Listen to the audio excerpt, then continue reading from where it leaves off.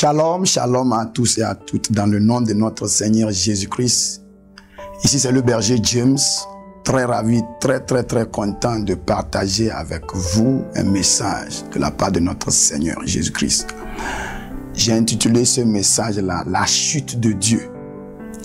La chute de Dieu. C'est un message très important. Et nous avons besoin de la présence du Saint-Esprit pour pouvoir comprendre ce message-là. C'est pourquoi nous devons prier à ce moment-là. Saint-Esprit, nous sommes dans un moment radical où les ténèbres cherchent à envahir le corps de Christ. C'est seulement la révélation qui pourra nous permettre de pouvoir dominer.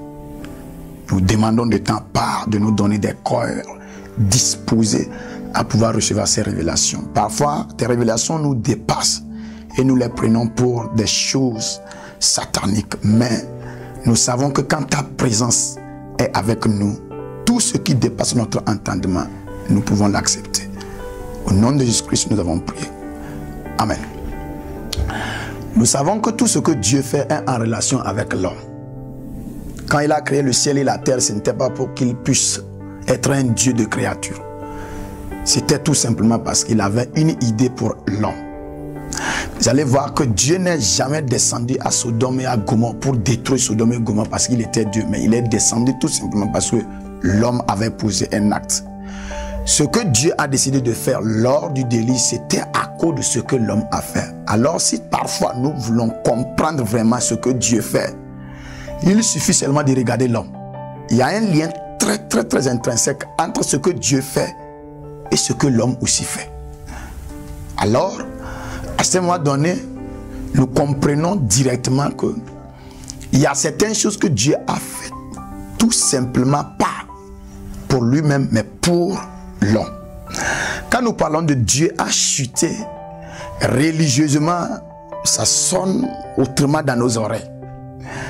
Mais lorsque nous avançons dans des révélations, nous allons voir que si nous explorons vraiment certaines dimensions de l'amour de Dieu, nous allons comprendre que effectivement Dieu a chuté. J'ai déjà dit que si nous regardons Dieu faire quelque chose, nous devons savoir que c'est en relation avec l'homme. Dieu n'a pas chuté parce que quelque chose l'a forcé à chuter. Dieu a chuté tout simplement pour exprimer quelque chose à l'homme. Alors dans ce thème, nous allons parler de qu'est-ce qui s'est passé avant que Dieu ne chute. Et dans les prochaines occasions, nous allons parler de comment Dieu a chuté et pourquoi Dieu a chuté. J'ai déjà dit que tout ce que Dieu fait, c'est en relation avec l'homme. Si tu vois Dieu poser un acte et tu analyses pourquoi il aurait posé cet acte-là, tu vas voir qu'il aurait fait pour faire quelque chose dans la vie de l'homme. C'est pour soit corriger quelque chose, c'est pour soit aider l'homme à s'en sortir. Si nous parlons de chute, très souvent nous croyons que la chute, c'est commettre le péché. La chute, c'est perdre la sainteté. Religieusement, nous parlons de chute. Il a chuté, il a rétrogradé. Alors Dieu a chuté parce que quelque chose s'est passé. Qu'est-ce qui s'est passé? L'homme a chuté premièrement. La chute de l'homme, ce n'est pas que l'homme a chuté de la sainteté et il est tombé au péché. Ce n'est pas que l'homme a chuté de la justice, il est devenu maintenant impur. La chute de l'homme, ce n'est pas que l'homme a commis un acte ou bien un péché. Oui, le péché a participé dans la chute. Mais le péché n'est pas ce qui est vraiment la chute. Quand l'homme a désobéi à la voix de Dieu, c'est-à-dire qu'il a mangé le fruit défendu, c'est le péché. Il a désobéi à la voix de Dieu. Mais ce n'est pas ça qui est la chute. Si nous regardons vraiment, la chute n'a rien à voir avec l'homme a mangé le fruit défendu. Parce que si ce n'était que simplement manger le fruit défendu qu'on appelait la chute, alors ça veut dire qu'il y a des questions à se poser sur ce que Jésus-Christ a fait. Alors la chute de l'homme, c'est quoi? Au fait, l'homme a chuté d'une position à une autre position. Je ne parle pas des actes, je parle de position. L'acte qu'il a posé c'est seulement pour signifier qu'il a quitté d'une position à une autre position. Comment Dieu a créé l'homme? La Bible dit que Dieu a puisé la poussière de la terre, il a formé le corps de l'homme. Il dit, il a créé l'homme à base de la poussière de la terre. C'est une partie de l'être qu'on appelle l'homme. L'homme, c'est quoi? C'est ce que Dieu a pris la poussière pour fabriquer. Quand il a fini de fabriquer cette statue inanimée par terre, la Bible dit Dieu s'est approché. Il a pris sa face, il a approché sa face à la face de la statue inanimée. Il y a eu quelque chose qui est face à face.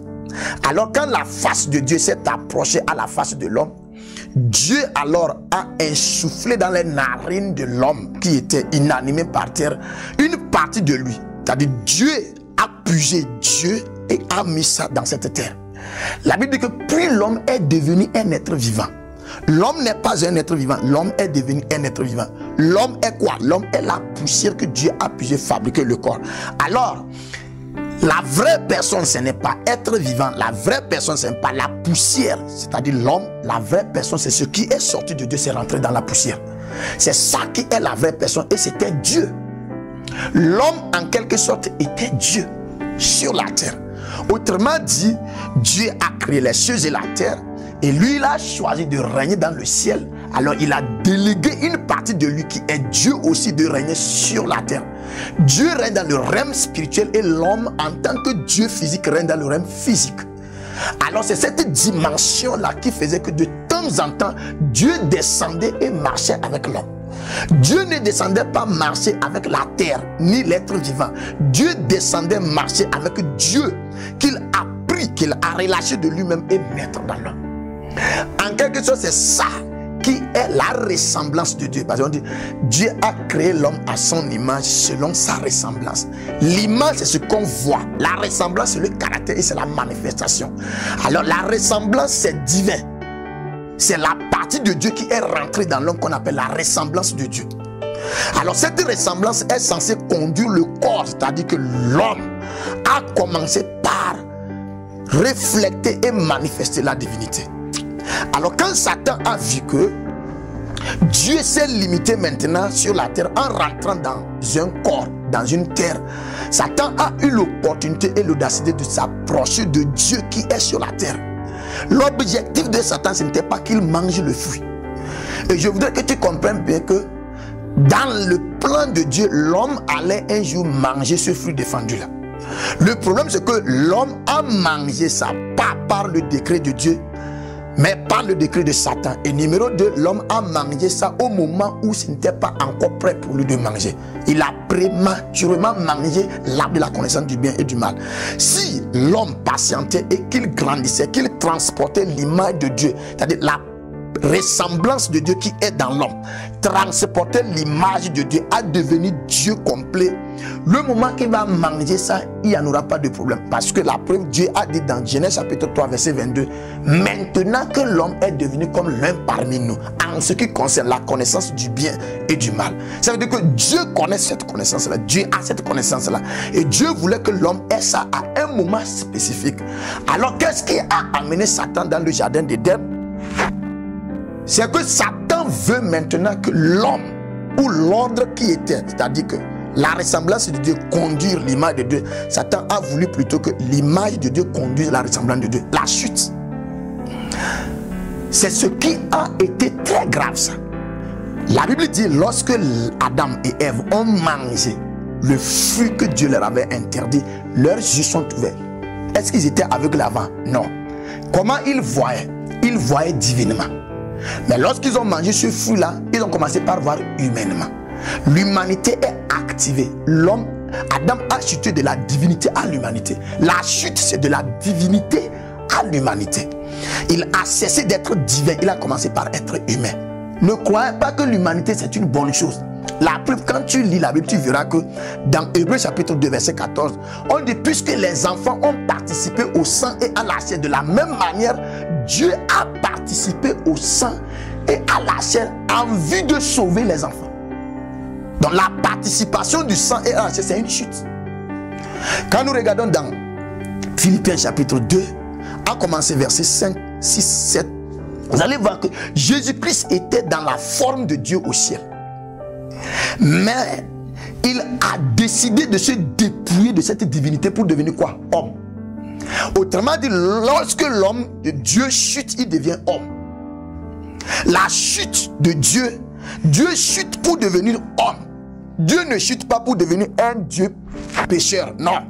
Dieu ne chute pas pour devenir un Dieu qui n'est pas saint. Quand Dieu chute, il prend une autre position qu'on appelle l'homme. On dit la forme de l'homme. C'est-à-dire que la divinité qui est si faible. Autrement dit, vous allez comprendre que Jésus-Christ était la forme la plus faible de Dieu. Le Saint-Esprit est la forme la plus puissante de Dieu. C'est pourquoi lorsque Jésus-Christ est ressuscité, il est allé au ciel. Il n'est plus revenu dans le corps, il est revenu spirituellement. Il est revenu comme le Saint-Esprit. Le Saint-Esprit, c'est quoi? C'est Jésus-Christ, c'est invisible. Alors, l'homme ayant nécessairement ou complètement pris la nature de l'homme, c'était ça qu'on appelle la chute. On dit, tous ont péché, ils sont privés de la gloire de Dieu. Ce n'est pas qu'ils sont privés, ils ont chuté. Alors désormais, ils ne marchent plus dans la gloire de Dieu. Adam dit, j'ai remarqué que j'étais nu. Qu'est-ce qui était nu? Ce n'est pas le corps d'Adam qui était nu, parce que quand Dieu a fabriqué le corps d'Adam, il était nu. Alors qu'est-ce qui était nu? C'est-à-dire que l'homme a été dépouillé de la divinité. Alors il se voit purement humain. Et c'est cette position-là qui l'a poussé à fuir la présence de Dieu, se retrouver dans les bois et chercher les feuilles du figuier maintenant pour cacher cette nudité physique-là. Dans cette première partie, nous avons essayé de vous révéler que l'homme a chuté de la position de Dieu à la position de l'homme. Quand il est devenu homme, c'est qu'il a déjà échoué. Il a déjà chuté. Être homme là, c'est une chute. Dieu ne nous a pas créé des hommes. Il nous a créé des dieux sur terre. Il nous a donné le corps pour que nous puissions utiliser le corps. Alors, si il a chuté de la position de Dieu à la position de l'homme, nous allons voir dans les prochaines occasions et prochaines séances, qu'est-ce que Dieu a fait face à cette chute-là? Comment Dieu a réagi face à cette chute-là? Qu'est-ce que Dieu a créé comme solution à cette chute-là? En ce moment, je veux que tu comprennes quelque chose. Que cette chute que tu as quitté de la position de Dieu à la position de l'homme, Dieu a préparé une solution pour ça.